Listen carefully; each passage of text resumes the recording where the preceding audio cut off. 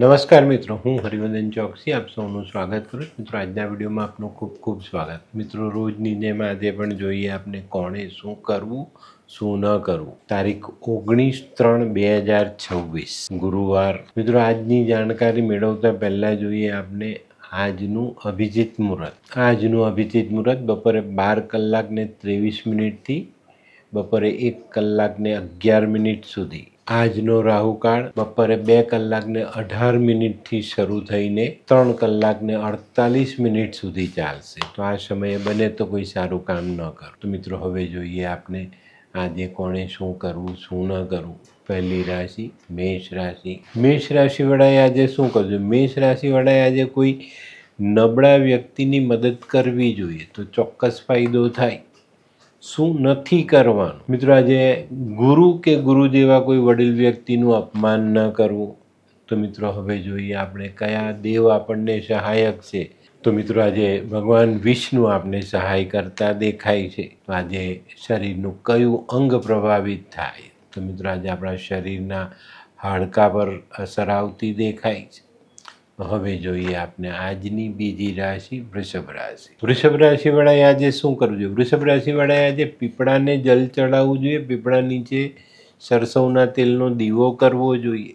શું નથી કરવાનું? મિત્રો, આજે તમારે તમારા પોતાના રૂપિયા કોઈને વ્યાજે નથી આપવાના. તો મિત્રો, હવે જોઈએ આપણે કે કયા દેવ આપણને સહાયક છે. તો મિત્રો, આજે તમારા જે ગુરુ હોય ને એ ગુરુ આજે તમને સહાયક થતા દેખાય છે. શરીરમાં કયું અંગ ખરાબ થાય?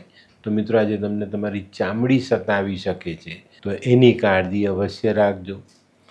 તો હવે જોઈએ આપણે આજની ત્રીજી રાશિ મિથુન રાશિ. મિથુન રાશિવાળાએ આજે શું કરવું? મિથુન રાશિવાળાએ આજે પોતાનાથી થયેલી ભૂલનો સ્વીકાર કરવો જોઈએ અને એના માટે માફી માંગવી જોઈએ. શું નથી કરવાનું? આજે આપણે વારસામાં મળેલી કોઈ જૂની સંપત્તિ વેચવી નહીં.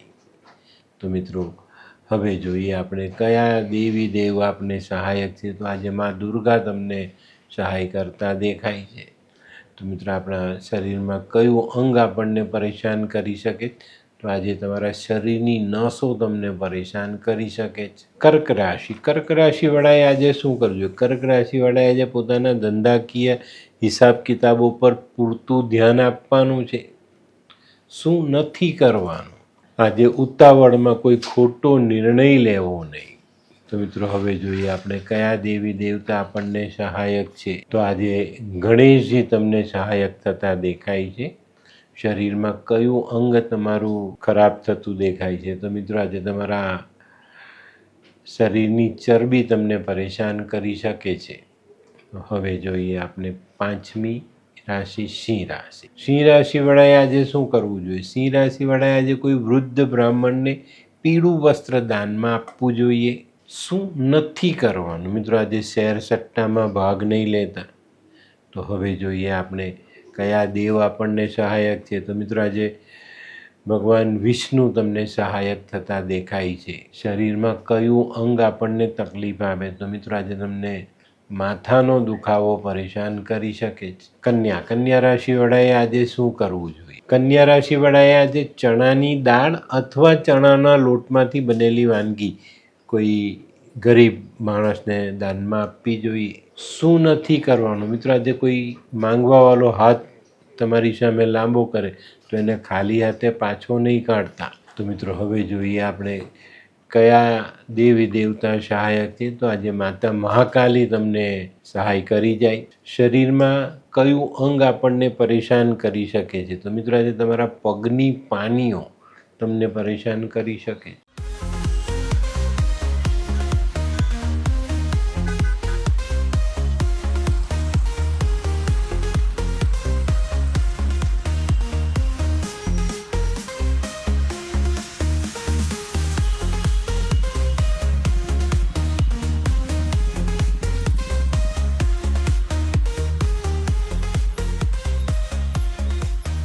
મયુર, વાહ. હે હાય મયુર. હાય, કેમ છે? બસ એકદમ મજામાં. પણ તું મતલબ તારી તબિયત તો એકદમ ડાઉન હતી ને? હા દોસ્ત, આ પહેલાં મારી તબિયત ખૂબ જ ખરાબ રહેતી હતી અને ડૉક્ટરના મંતવ્ય પ્રમાણે મારે શું કરવું એ મને સમજાતું જ ન હતું. અને સૌથી વધારે તો પૈસાનું પણ પાણી થતું હતું દોસ્ત. પછી તે શું કર્યું? દોસ્ત, દવા ખરું કે દુઆ એની મને કાંઈ સમજણ નહોતી પડતી. અને ત્યાર પછી મારા જિંદગીમાં લાલ કિતાબ જેવો એક જાદુઈ ચિરાગ આવી ગયો ને, કે જેણે મારા જીવનમાંથી અંધકારને દૂર કરી નાખ્યો. અને એના સાયન્ટિફિક ઉપાયોથી આજે હું તારી સામે સ્વસ્થ થઈને ઊભો છું. અરે વાહ મારા દોસ્ત! ચાલ. શું માનવ જીવનમાં રોગ મહારોગ ક્યારે આવે એની જાણકારી લાલ કિતાબ દ્વારા મળી શકે છે? હા, જરૂરથી. 20 વર્ષ અગાઉથી આ રોગ મહારોગની જાણકારી મેળવી શકાય છે અને લાલ કિતાબના યોગ્ય ઉપયોગ દ્વારા તેમાંથી બચી પણ શકાય છે. તો બનાવી લો તમારી પોતાની લાલ કિતાબ. તુલા રાશિવાળાએ આજે શું કરવું જોઈએ? તુલા રાશિવાળાએ આજે પોતાના બગડેલા સંબંધો સુધારવાની કોશિશ કરવી જોઈએ. એની પર ધ્યાન આપવું જોઈએ. શું નથી કરવાનું? મિત્રો, આજે કોઈની ગેરંટીમાં સાઇન નહીં કરતા. તો મિત્રો, હવે જોઈએ આપણે કોણ આપણને સહાય કરે છે. તો આજે માં લક્ષ્મીની કૃપા તમને મળતી દેખાય છે. માતા સહાયક બનતા દેખાય છે. શરીરમાં કયું અંગ આપણને તકલીફ આપી શકે? તો મિત્રો, આજે તમારા શરીરમાં સફેદ ધાતુ, વીર્ય છે, જોઈન્ટના જેલ છે, આવી વસ્તુઓ તમને મુશ્કેલીમાં મૂકી શકે છે. વૃશ્ચિક રાશિવાળાએ આજે શું કરવું? વૃશ્ચિક રાશિવાળાએ આજે ઘરના વડીલોનું ધ્યાન રાખવું અને સાથે જો કોઈ વ્યક્તિ વડીલ તરીકે કામ કરતા હોય તો એનું પણ ધ્યાન આજે અવશ્ય રાખજો. શું નથી કરવાનું? મિત્રો, આજે કોઈ પણ સરકારી અધિકારી સાથે વાદ વિવાદ નહીં કરતા. તો મિત્રો, હવે જોઈએ આપણે કયા દેવ દેવીઓ આપને સહાયક છે. તો આજે હનુમાન દાદા અને માતા મહાકાલી તમને સહાય કરી શકે છે. આપણા શરીરમાં કયું અંગ આપણને પરેશાન કરી શકે? તો આપણા શરીરનું લોહી આજે આપણને આ માટે મુશ્કેલી ઊભી કરી શકે છે. તો હવે જોઈએ આપણે ધનરાશિવાળાએ આજે શું કરવું? ધનરાશિવાળાએ આજે મંદિરમાં ચણાની દાળ, હળદર અથવા કેસર આવી વસ્તુઓ દાન કરવી જોઈએ. શું નથી કરવાનું? મિત્રો, આજે કોઈને પણ ખોટો વાયદો નહીં કરતા. કયા દેવ આપણને સહાયક થાય? તો મિત્રો, આજે કુબેર ભગવાન તમને સહાય કરતા દેખાય. શરીરમાં કયું અંગ આપણને તકલીફ આપી શકે છે? તો આજે કરોડરજ્જુનું ધ્યાન રાખજો. ત્યાં કંઈક નાની મોટી ખામી આવી શકે છે.